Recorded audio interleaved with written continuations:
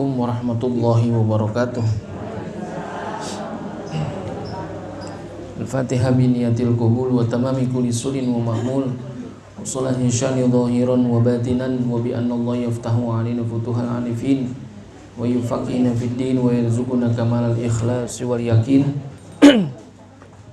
Thumma ila hadrati al-muallif hadzal kitab wa ala jami' ustadina wa masyayikhina wa liwalidina wa jami'il mu'minin wal mu'minat wal muslimin wal muslimat wa ila hadratin nabi Muhammadin Mustafa Rasulillah sallallahu alaihi wasallam. Al-Fatihah. A'udzu billahi minasy syaithanir rajim. Bismillahirrahmanirrahim. Alhamdulillahi rabbil alamin arrahmanir rahim maliki yaumiddin. Iyyaka na'budu wa iyyaka nasta'in. Ihdinas siratal mustaqim. Suratul ladzina an'amta 'alaihim ghairil maghdubi 'alaihim waladdallin. Rabbighfir lana wa liwalidayna amin.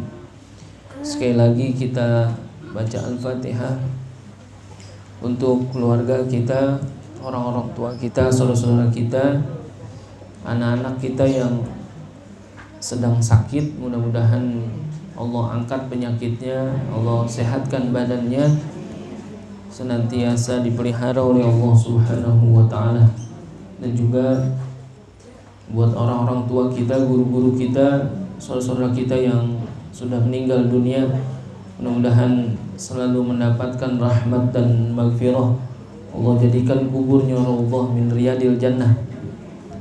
Juga buat kita semuanya para jamaah, mudah-mudahan selalu disehatkan badan kita, panjangkan umur kita, dimurahkan rezeki kita, dikabulkan segala hajat-hajat kita. Anak-anak kita yang sedang nuntut ilmu, mudah-mudahan dimudahkan oleh Allah Subhanahu wa taala. Dan juga kalau ada orang yang ingin berbuat jahat kepada kita, mudah-mudahan enggak sampai kejahatannya kepada kita, melainkan Allah balikan menjadi nikmat buat kita. Ala hadhihi wa ala kulliyatin salihah wa ila hadratin nabi Muhammadin Mustafa Rasulillah sallallahu alaihi wasallam. Al-Fatihah. A'udzu billahi minasy syaithanir rajim. Bismillahirrahmanirrahim. Alhamdulillahi rabbil alamin arrahmanir rahim maliki yaumiddin. Iyyaka na'budu wa iyyaka nasta'in. Ihdinas siratal mustaqim. Siratal ladzina an'amta 'alaihim ghairil maghdubi 'alaihim waladdallin. Rabbighfir lana wa liwalidayna amin. Bismillahirrahmanirrahim. Alhamdulillahi rabbil alamin. Wassalatu wassalamu ala asyrafil anbiya'i wal mursalin wa ala alihi wa sahbihi ajma'in. Rabbi yassir wa la tu'assir bi tamimihil khair. Rabbi syrah li sadri wa yassir li amri wa hlul 'uqdatam min lisani yafqahu qawli. Qalu subhanaka la ilma lana illa ma 'allamtana innaka antal alimul hakim. Ibu jamaah sekalian yang saya hormati, saya muliakan, dan mudah-mudahan selalu dimuliakan oleh Allah Subhanahu wa taala. Alhamdulillah, pada kesempatan pagi hari ini kita masih diberikan banyak nikmat oleh Allah Subhanahu wa taala, sehingga masih bisa beraktivitas, bersilaturahim. Mudah-mudahan aktivitas kita dinilai ibadah oleh Allah Subhanahu wa taala dan dilipat gandakan pahalanya oleh Allah. Alhamdulillah, kita lanjutkan bacaan kita ya Bu. Gerah nggak Bu? Pengen dialem gitu, pengen disebut gitu ya. Gerah nggak Bu? Pengen ngasih tahu doang. Pengen ngasih tahu, cuman caranya begitu. Gerah nggak? Gitu. Pengen ngasih tahu. Ya, tahadduts bin nikmah ya Bu. Alhamdulillah itu ada jamaah yang ngasih, katanya khawatir orang ngaji pada kegerahan, dia ngasih kipas ya. Mulanya cuman 3 gitu, katanya kurang, jadi 5. Alhamdulillah. Tadinya mau dibeliin AC, aduh terbuka begini, sayang. Lagi katanya khawatir kalau pakai AC ibu-ibu pada cika. Biasanya pakai kipas, pakai AC. Ya, kita doain yang pada berkhidmat, yang pada peduli sama majelis taklim, mudah-mudahan selalu diberikan kesehatan, keberkahan, rezeki, umur dan lain sebagainya. Apa-apa yang diniatkan, yang dihajatkan, Allah qabul gitu ya Bu. Mudah-mudahan ya jadi tambah semangat ya apanya? Ngajinya. Kita kan 6:30 sampai 7:30, emang masih pagi. Jadi kalau besok kita ngaji 6:30 sampai jam 11 kan panas tuh. Karena udah nggak panas, ada kipas. Jadi kapan-kapan kita ngaji 6:30 sampai jam 11 ya, insyaallah ya. Lah konsekuensinya begitu, udah ada kipas berarti udah adem. Berarti kalau sampai siang udah kata panas juga nggak panas, ada kipas, nggak ada alasan. Gitu. Hari ini insya Allah kita habisin ini sampai jam 11 ya. Setuju nggak? Ya. Yang kagak setuju boleh pulang. Pulang semua kayaknya ya. Penting dapat makan. Jangan ditanya. Tadi udah lagi ngaronin. Ngaronin bakal saya sama bini sama anak doang. Kita lanjut ya Bu. Yang ngaji mah jangan lama-lama dan gitu. Bosen gitu ya. Kalau bisa lagi sedang enaknya berhenti gitu ya. Biar ketagihan besok pengen datang lagi dan gitu. Kita lanjut halaman 45. Masih dalam pembahasan al-babus tsani fi bayanil ilmi wal jahli. Satu bab ya. Bab yang kedua menjelaskan tentang penjelasan ilmu dan bodoh gitu ya. Diketahui di situ disebutkan dan diketahui olehmu bahwasanya Allah Ta'ala tiada menganugerahkan ilmu bagi seorang jua pun melainkan serta dengan amalnya juga. Karena bahwasanya amal itu anak kunci surga. Jadi percuma ya ilmu tapi kagak diamalin. Jadi kalau Al-Quran menyebutkan kabura maqtan indallahi an taquluna ma la taf'alun gitu ya. Jadi banyak yang kita katakan tetapi enggak kita kerjain gitu ya. Bisa jadi tidak ada kunci surga di sana karena apa? Karena bicara ilmu itu adalah diamalkan. Bahkan ilmu tiada amal itu seperti apa Bu? Pohon tanpa buah. Al ilmu bila amalin kasyajari bila thamarin. Ilmu tidak diamalkan itu seperti pohon tidak berbuah. Yang enak kalau pohon kagak berbuah diapain? Tebang gitu. Bakal apa kan gitu. Tapi kalau berbuah kan apa? Nah, ada hasilnya namanya, bisa dinikmati gitu. Jeruk bali buahnya banyak gak? Banyak. Enak gak? Kalau nggak ada buahnya, ya bakal balak-balakin doang ya, tetebang nah. Karena buahnya banyak, ya kita pelihara terus gitu. Saya lagi beli jambu kristal, udah berkembang, rontok, belum berbuah belum, gitu. Terus dikasih buah tin dari mertua saya, dikasih buah tin sono. Ibu yang belum pernah ngeliat pohon tin, harus sono. udah ada buahnya segini nih.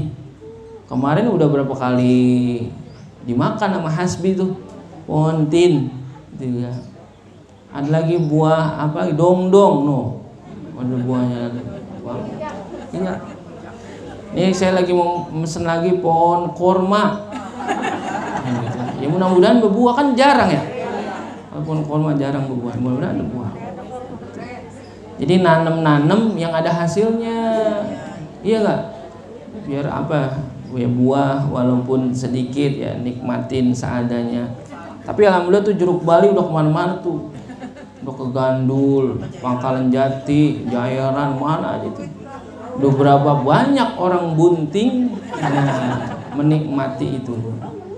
Alhamdulillah. Berarti apa? Manfaat. Berarti kalau ilmu kagak diamalin apa? Kagak manfaat. Al ilmu bila amalin kasyajari bila samarin. Jadi ilmu yang tidak diamalkan itu seperti pohon tidak berbuah gitu. Dan juga disebutkan ilmu dengan tiada amal itu dosa yang amat banyak. Itu. Jadi emang konsekuensinya adalah ketika kita menuntut ilmu, hakikatnya ilmu itu diamalkan. Kalau tidak diamalkan bagaimana? Ilmu dengan tiada amal itu dosa yang amat banyak tuh. Dan amal yang dengan tiada ilmu itu sesat. Iya. Jadi kalau ilmu tiada amal itu dosa, dan juga ketika beramal tanpa ilmu sesat. Kan itu. Fakullu man bi ghairi ilmin ya'malu a'maluhu mardudatun la tuqbal. Jadi barang siapa yang beramal atau melakukan pekerjaan tanpa adanya ilmu, maka pekerjaannya itu apa? Mardudatun, tertolak. La tuqbalu, tidak diterima tuh kalau nggak pakai ilmu. Kulkas saya rusak, saya bongkar sendiri. Bisa saya bongkar, cuman kagak bisa masang. Karena apa? Nggak ada masing-masing, ada ilmunya gitu. Jadi jangan mentang-mentang tibang bongkar doang berapa susahnya lah. Iya, bongkar berapa susahnya, emang siapa juga bisa. Cuman pas bongkar masang lagi, bautnya lebih atuh. Yang kita bingung gitu, salah masang begitu. Makanya ilmu dengan tiada amal itu dosa, sedangkan amal tanpa ilmu itu sesat gitu. Jadi kalau kita punya ilmu walaupun sedikit, apain? Amalin, pakai itu dalam kehidupan kita sehari-hari.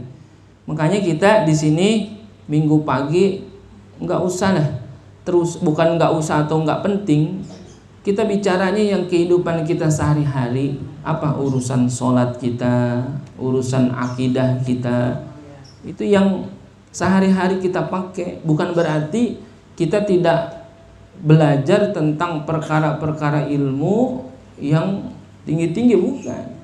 Ya itu penting, tapi lebih penting lagi ketika yang kita pelajari itu adalah yang sehari-hari kita pakai itu dalam hubungan ibadah kita. Ya tidak menutup kemungkinan nanti lama-kelamaan kalau ini udah hatam, ya kita baca lagi kitab-kitab yang lain yang bicara tentang muamalah kita yang lebih luas kan gitu.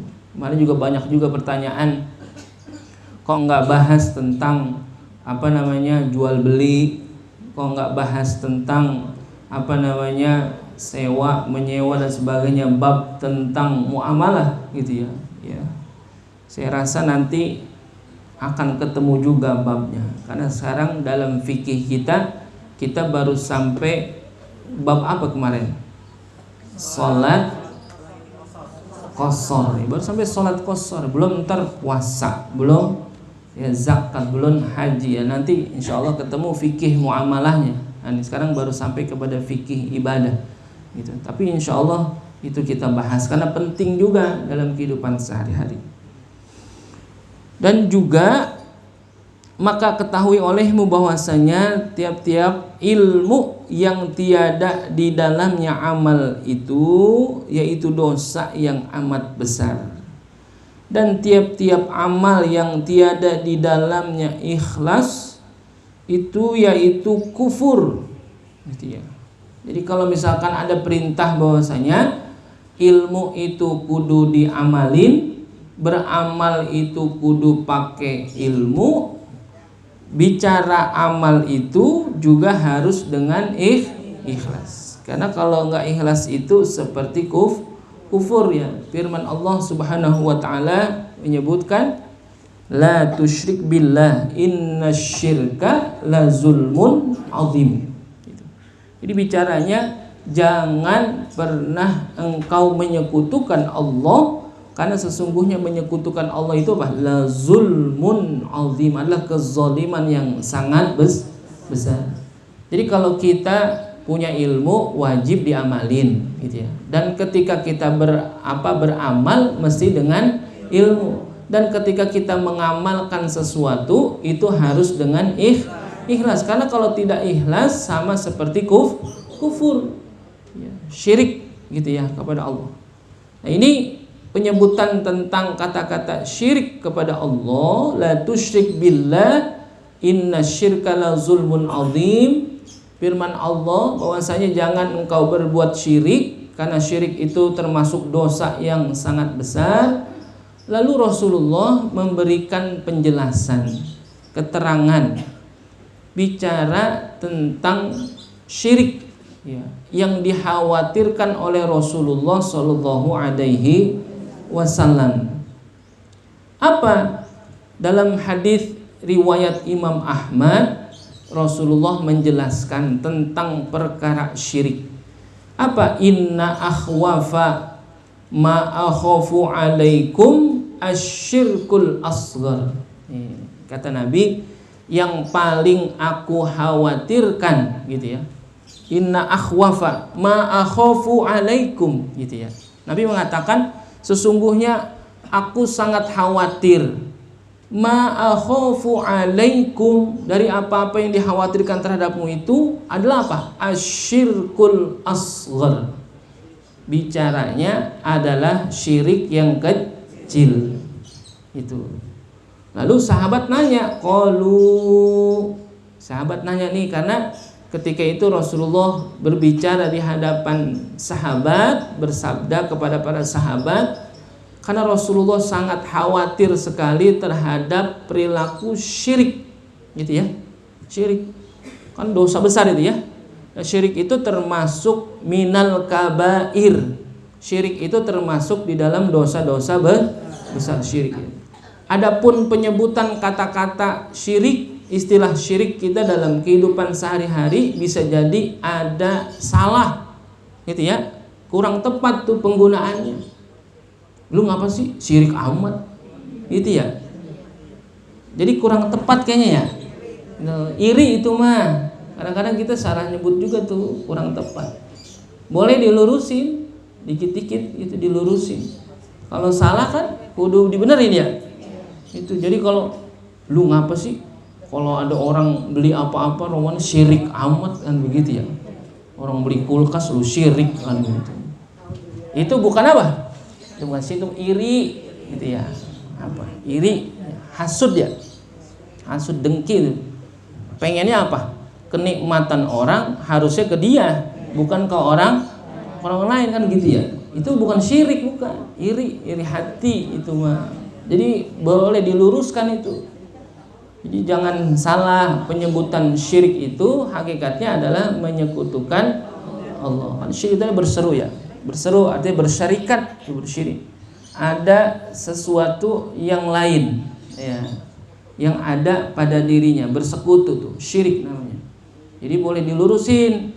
Kalau besok-besok ngomong gitu jangan bilang syirik, tapi bilangnya apa? Iri gitu. Kalau syirik itu penyebutan di sini la tusyrik billah innasyirka la zulmun azim, karena menyekutukan Allah itu adalah bagian daripada dosa yang sangat besar. Nah, Rasulullah memberikan penjelasan inna akhwafa ma akhafu alaikum asyirkul asghar, yang paling dikhawatirkan, sesungguhnya aku sangat khawatir terhadap kalian tentang perkara syirik kecil.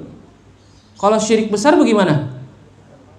Lah, syirik kecil aja Rasulullah khawatir, apalagi syirik yang besar. Justru itu dia. Kenapa Rasulullah mengkhawatirkan syirik yang kecil? Karena dari syirik-syirik yang kecil ini dikhawatirkan akan berkembang menjadi syirik yang besar. Gitu. Qalu, sahabat bertanya, apa itu syirik yang kecil? Wa masyirkul asghar ya Rasulullah. Ya. Apa itu syirik kecil wahai Rasulullah? Qala, Nabi SAW bersabda, ar-riya, gitu ya. Bahwasanya syirik yang kecil itu adalah riya tuh. Mana riya? Enggak ngikut. Riya itu. Asal kata dari ro'a ya, Bu. Ro'a artinya apa? Melihat. Riya berarti apa? Pengen dilihat, pamer, pengen dikata, nah gitu. Pengen mendapatkan pengakuan, pujian, gitu. Karena apa? Kata Nabi, yaqulullahu azza wa jalla lahum yaumal qiyamati. Ya, berkata Allah Subhanahu wa taala azza wa jalla lahum, kepada mereka, yaumal qiyamati, di hari kiamat nanti nih. Di hari kiamat Allah akan berkata kepada mereka, siapa? Orang-orang yang riya tadi, orang-orang yang berbuat riya, idza juziyan nasu bi a'malihim idhabu ilal ladzina kuntum turaun. Jikalau orang yang ketika itu berbuat riya kepada siapa? Kepada manusia ya, dengan amal-amal mereka, kata Allah, idhabu ilal ladzina kuntum turaun. Kira-kira suruh pergi dia kepada orang-orang yang berbuat riya itu fid dunya fanzuru. Ya, suruh melihat apa? Tentang apanya? Tajiduna indahum juz'an. Suruh ngelihat balasannya, kira-kira ketika dia berbuat riya kepada seseorang, orang-orang yang ketika itu diperlihatkan amal-amal mereka di hari kiamat, kira-kira dia bisa nggak ngasih apa? Balasan sedikit dari apa yang dia perbuat, yang ketika dia itu berbuatnya bukan karena Allah tapi karena siapa? Karena orang. Dia berbuat sesuatu pengennya karena apa? Pengen dilihat orang, pengen didengar orang. Nanti di hari kiamat disuruh apa itu? Suruh tuntut dia. Orang yang berbuat riya itu kepada manusia tadi, nah orang yang pada manusia itu suruh ngapain? Suruh perlihatkan balasannya sedikit pun. Kira-kira bisa nggak? Nggak bisa. Karena ada perintah bahwasanya hakikatnya amalan itu dilakukan karena Allah. Jadi apa? Nggak ada untungnya sedikit pun. Mungkin bisa jadi di pandangan manusia ada apanya? Ada kehebatannya. Ketika dia berbuat sesuatu, melakukan sesuatu karena manusia, dia merasa apa? Merasa hebat gitu. Dia merasa apa? Merasa bangga gitu, merasa punya kedudukan di hadapan orang lain. Ternyata apa? Nggak ada manfaatnya. Di akhirat nanti disuruh lihat, suruh kembali kepada orang-orang yang ditunjukkan amal dia itu kepada orang lain tadi. Orang lain yang ditunjukkan amalnya itu suruh ngasih balasan dari amal yang dia lakukan, ya nggak ada, nggak bisa dia. Itu jadi jangan merasa sombong, jangan merasa besar ya. Ingin menunjukkan kebaikan kepada orang lain dan lain sebagainya. Dalam satu riwayat itu Sa'ad bin Abi Waqqas ya, ada sahabat Nabi namanya Sa'ad bin Abi Waqqas. Satu hari dia merasa apa? Bahwasanya dirinya punya fadilah, punya keutamaan yang lebih daripada orang lain. Dia merasa dia lebih terhormat ya, lebih hebat daripada orang lain. Tapi apa kata Nabi? Enggak mungkin engkau hebat, enggak mungkin engkau terhormat, kecuali apa? Karena itu ada pertolongan, kan gitu ya. Kecuali itu ada pertolongan dari orang lain. Jadi jangan merasa hebat. Kalau di sini disebutkan bahwasanya syirik yang paling dikhawatirkan oleh Rasulullah itu adalah syirik asghar, syirik kecil. Itu apa? Riya. Pengen dilihat, pengen dipuji, pengen diaku. Kalau bahasa kita pengen dialem, kan gitu. Melakukan sesuatu pengen dipuji, pengen dialem. Ternyata nggak ada manfaatnya tuh, nggak ada kebaikannya, bahkan di akhirat nanti di hari kiamat suruh tagih dah tuh. Kira-kira dapat nggak balasan dari apa yang dia perlihatkan kepada orang lain? Ternyata nggak ada nilainya apa-apa. Jadi yang dikhawatirkan adalah syirik asghar. Kalau syirik besar bagaimana kira-kira? Mungkin bisa jadi kalau kita bicara tentang syirik yang besar agak apa? Agak mustahil, mungkin agak mustahil. Misalkan ibu-ibu nyembah Allah lalu nyembah patung juga gitu. Kan syirik besar apa itu? Kira-kira bisa nggak begitu? Kayaknya mustahil dan. Tapi kalau syirik kecil kira-kira mungkin nggak sama kita? Sangat mungkin ya. Makanya Nabi sangat khawatir ini. Inna akhwafa ma akhafu alaikum asyirkul asghar.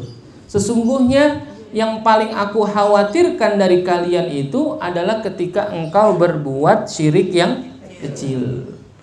Memang tadi perintahnya apa, Bu? Ilmu amalin. Beramal pakai ilmu. Tapi ketika beramal melakukan sesuatu mesti ikhlas. Ikhlas itu apa sih? Ikhlas itu apa? Terlepas kan, Bu? Terlepas sudah.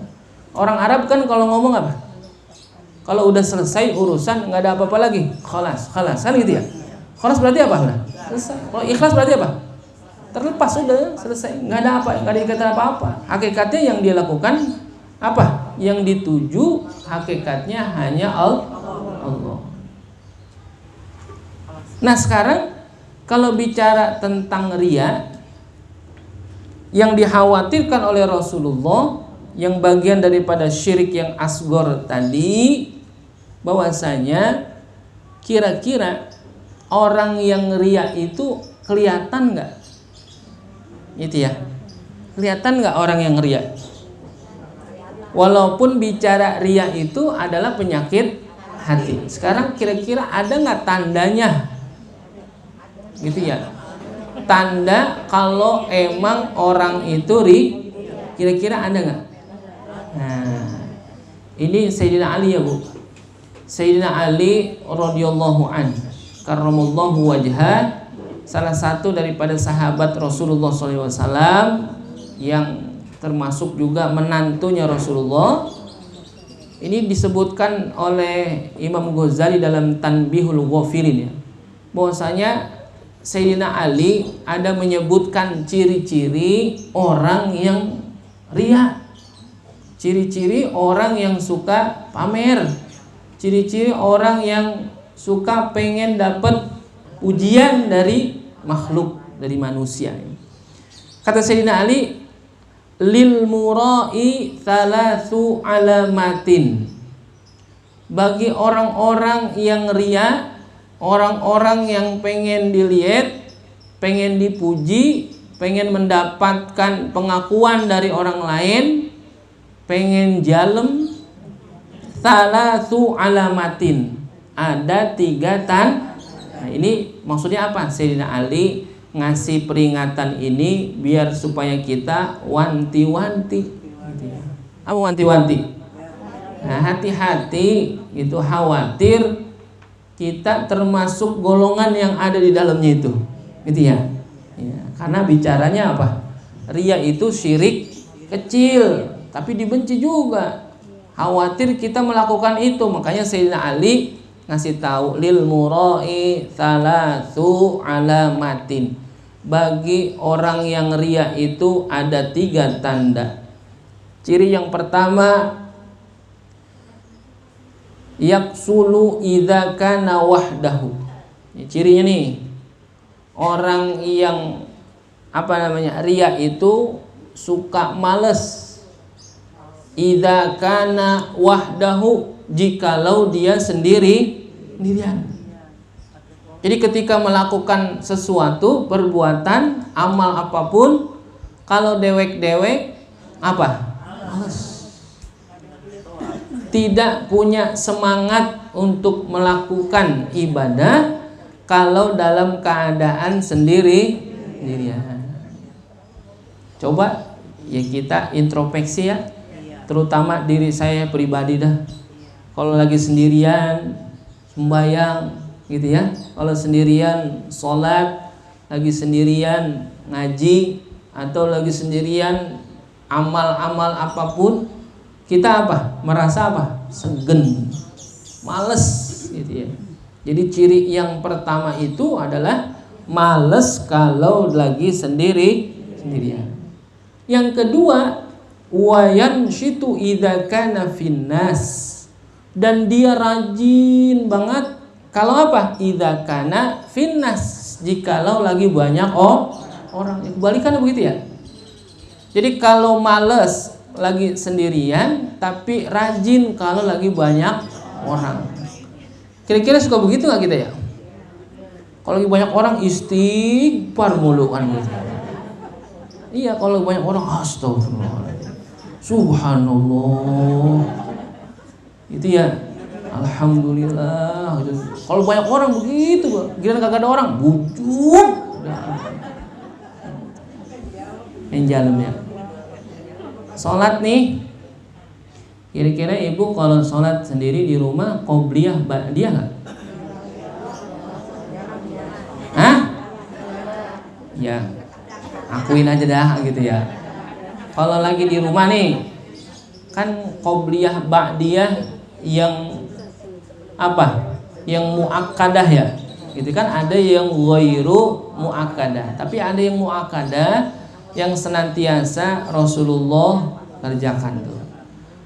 2 rakaat sebelum subuh gitu ya. Qobliyah subuh tuh, atau sering disebut dengan sholat sunnah fajar ya, qobliyah subuh 2 rakaat. Lalu zuhur 2 rakaat sebelum zuhur qobliyah tuh ya, qobliyah zuhur.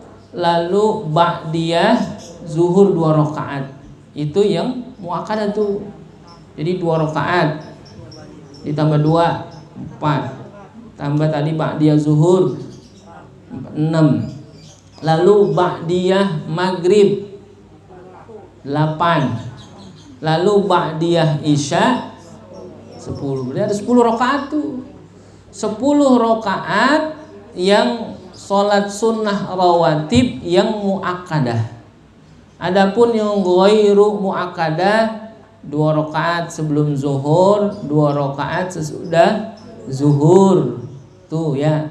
Itu zuhur kalau mau lengkap kita sholat 2 rakaat qobliyah yang muakkadah, 2 rakaat qobliyah yang ghairu muakkadah 4. Lalu sholat zuhurnya berapa? 4 rakaat, udah berapa? 8. Tambah lagi ba'diyah yang muakkadah 2, yang ghairu muakkadah 2. Jadi berapa? 12 tuh sholat zuhur kalau lengkap 12. Asar ada qobliyah asar 4 rakaat yang ghairu muakkadah. Ada maghrib yang qobliyah tapi ghairu muakkadah. Isya 2 rakaat qobliyah ghairu muakkadah. Kira-kira kita ngerjain itu nggak ya? Kalau lagi tarawih iya, karena rame-rame kan. Tapi kalau sendiri gimana?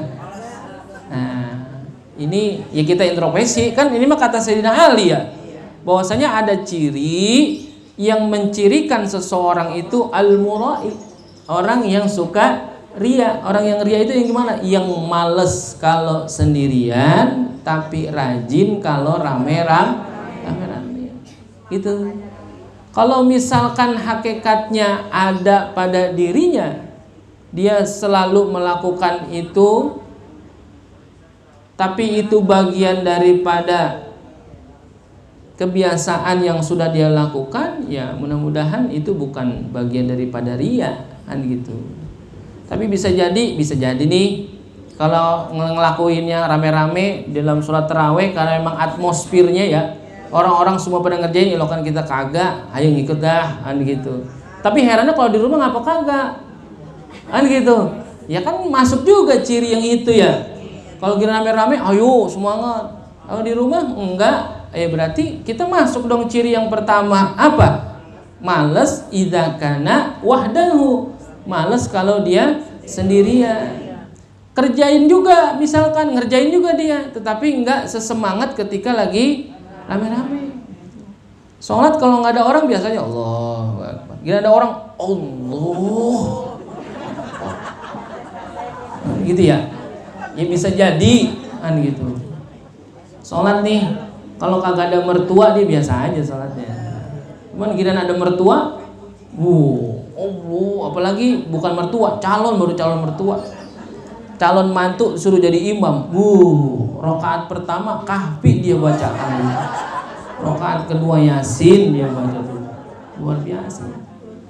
Tapi ini Sayyidina Ali ya yang menyebutkan bahwasanya ada orang-orang yang suka males kalau mengerjakan sendiri, tetapi dia rajin kalau di hadapan orang banyak dia rajin.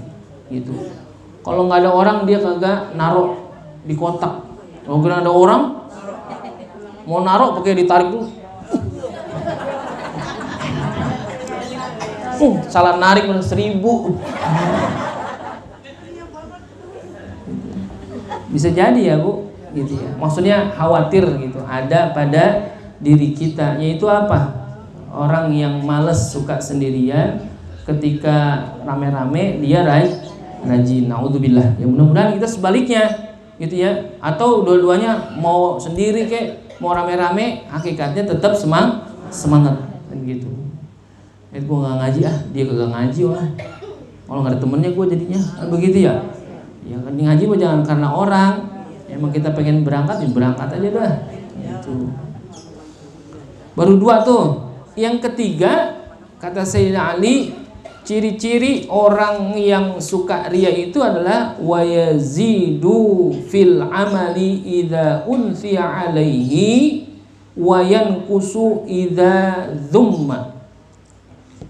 Akan bertambah amalnya, perbuatannya, semangatnya idza unsiya alaihi, jikalau dipuji kepadanya.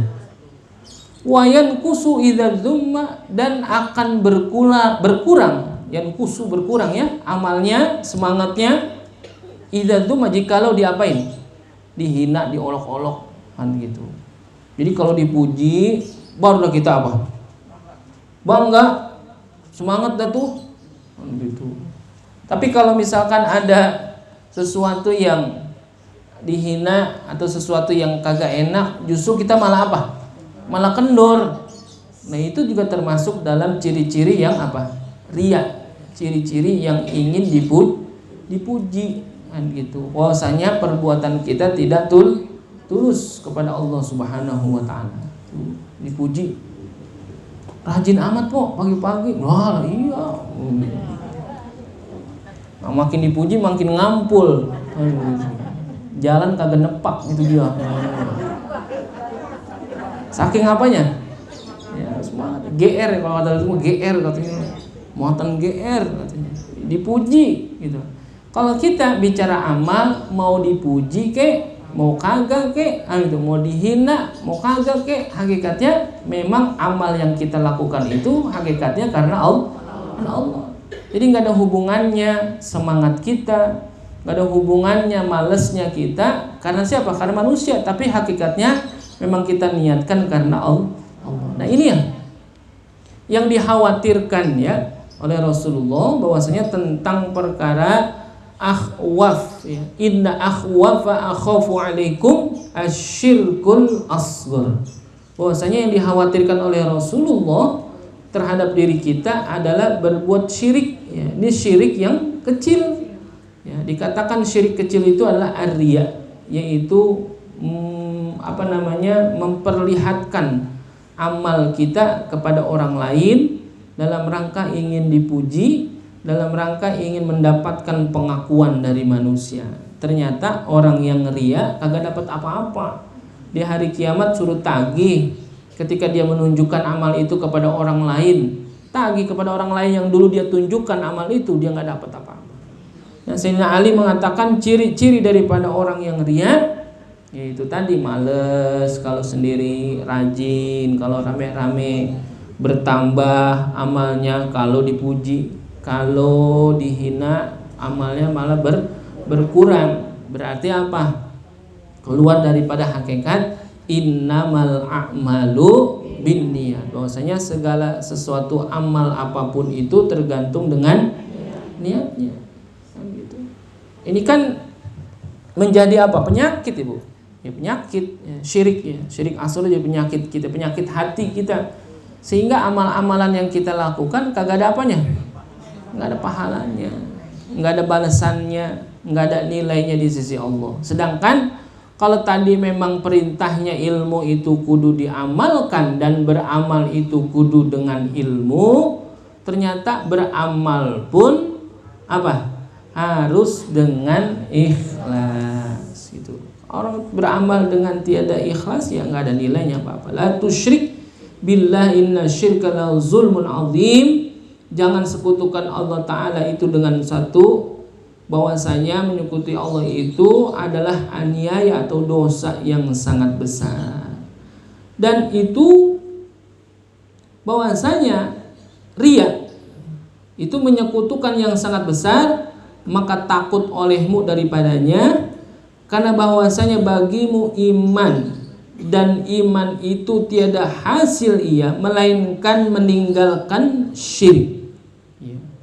Jadi bicara iman tidak akan ada hasilnya kalau tidak meninggalkan perkara-perkara yang ada hubungannya dengan syirik. Riya syirik kan? Syirik asghar. Ya berarti kalau ada orang yang riya mengganggu keimanan enggak? Oh, sangat mengganggu keimanan. Berarti ketika dia beramal bukan karena Allah, bukan mencari ridho Allah, akan tetapi mencari ridhonya manusia.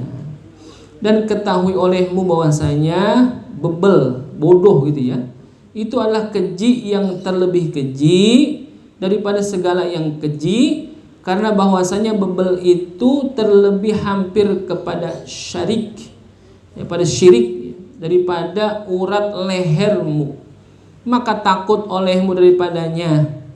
Maka jika dikata orang apa beda antara ilmu dan jahil, maka dikata seperti beda antara Islam dan kufur. Makanya ketika orang beramal tapi tanpa tiada ilmu, maka akan rusak kan gitu ya. Hakikatnya seperti orang yang tidak Islam, rusak, tidak diterima. Maka apa? Dikata orang apa beda antara ilmu dan jahil? Katamu seperti beda antara yang menangis dan yang rajin. Maka jika dikata orang apa beda antara ilmu dan jahil? Katamu seperti beda antara kuam dan keledai. Beda tiap. Maka jika dikata orang alim terlebih afdol atau jahil, dikata orang alim itu terlebih afdol, dan jika ada ia fakir sekalipun dan yang jahil itu hina, dan jikalau ada ia kaya sekalipun, maka dikata orang yang alim itu terlebih hampir kepada kufur atau jahil, maka dikata orang itu seperti itu. Jadi makanya Rasulullah sampai mengatakan fadlul alimi alal abidi ka fadli ala ummati. Dikata mana keutamaan orang alim dengan orang bodoh, kata Nabi seperti keutamaanku dibandingkan dengan umatku. Jauh fadilahnya orang alim itu. Makanya dalam hal ini disebutkan al jahilu aqrabu ilal kufri, bahwasanya kebodohan itu sangat dekat kepada kekufuran. Itu. Makanya jangan sampailah kita beramal itu tanpa adanya ilmu, dan ketika beramal pun jangan sampai tidak ikhlas ya. Alim itu terlebih jauh daripada kufur seperti masyrik dan maghrib. Kan jauh ya. Masyrik mana? Timur. Maghrib barat gitu. Timur sama barat bisa ketemu? Agak jauh. Makanya saking jauhnya antara orang alim dengan orang jahil itu seperti masyrik dan maghrib. Dan yang jahil itu terlebih hampir kepada kufur daripada urat lehermu, seperti sabda Nabi, al jahilu aqrabu ilal kufri, bahwasanya jahil itu orang yang bodoh itu hampir kepada kufur. Itu. Makanya jangan sampai ya itu anak-anak kita jauh daripada ilmu, jauh daripada ulama. Walaupun sekarang anak-anak kita belajarnya lewat apa? Ya, online dan sebagainya. Yang repot siapa? Orang tuanya, emaknya berebut handphone. Iya, gara-gara pengen belajar. Ya, mau belajar kuotanya nggak ada jika gak bisa. Ya mudah-mudahan ini cepat berlalu ya. Itu. Dan juga bermula alim pada hakikatnya yang takut akan Allah pada tiap-tiap kelakuannya dan meninggalkan dunia gitu ya, dan tiada bimbang ia akan dunia melainkan berbuat ibadat akan Allah Ta'ala. Jadi kalau misalkan ukuran sekarang bisa jadi nih, orang alim itu yang bagaimana? Orang alim itu adalah orang yang paling takut ya akan Allah pada tiap-tiap kelakuannya. Jadi kalau yang nggak takut kepada Allah akan tiap-tiap kelakuannya, bisa jadi gugur tuh bicara alimnya, nggak bisa dikatakan orang alim gitu.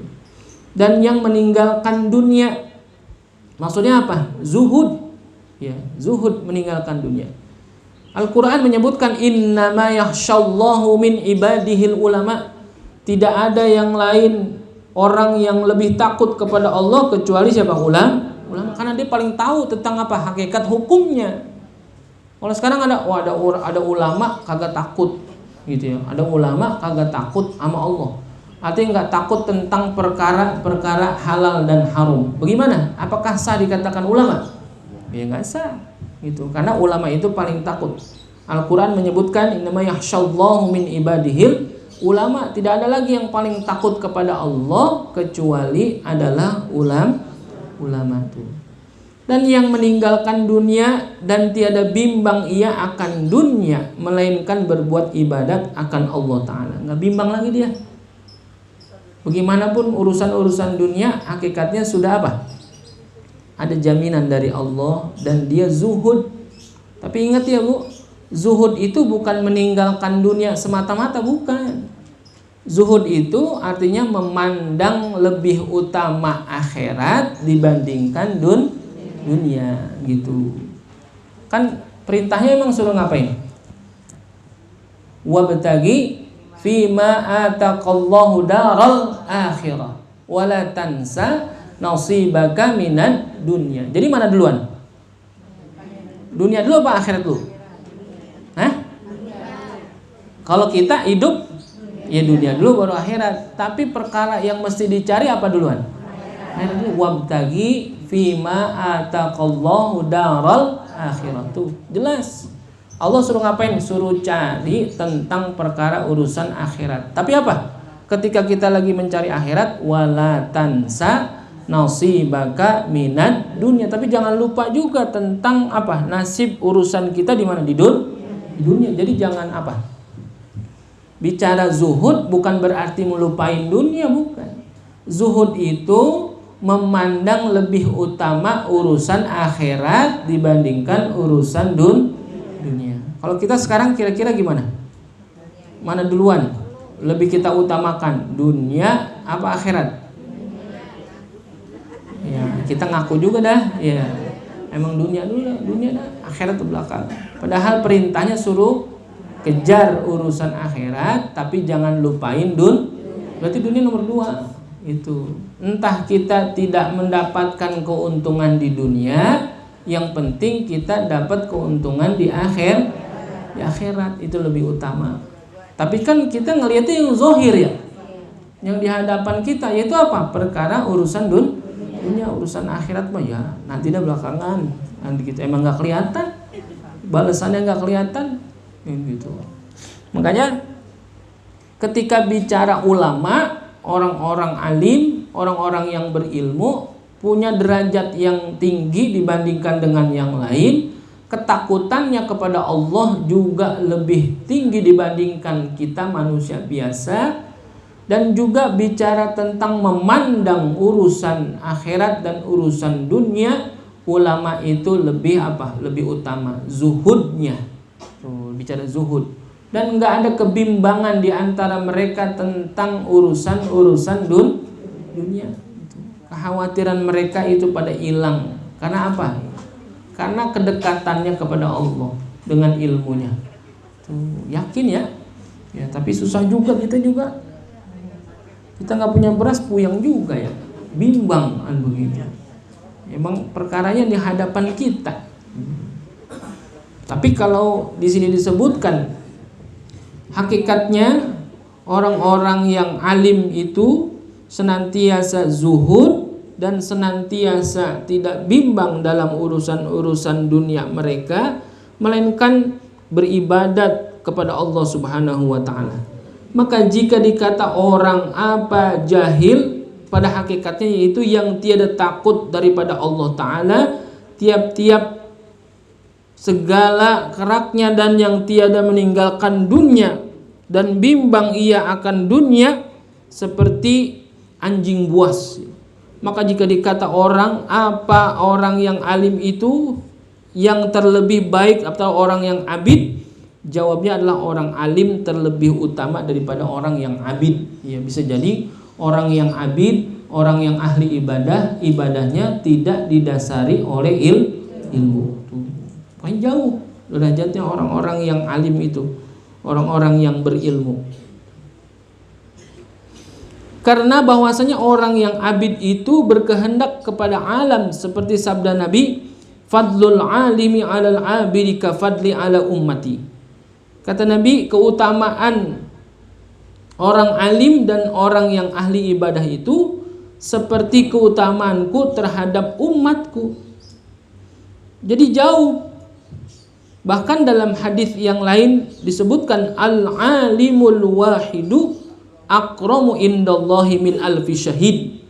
Orang alim sendirian, satu orang, itu ternyata lebih mulia di sisi Allah dibandingkan dengan 1000 orang yang mati syahid. Kan mati syahid luar biasa ya. Mati syahid apa balasannya? Surga, luar biasa itu. Tapi apa? Ternyata orang alim satu orang itu dibandingkan dengan 1000 orang yang mati syahid, lebih mulia di sisi Allah adalah orang yang alim.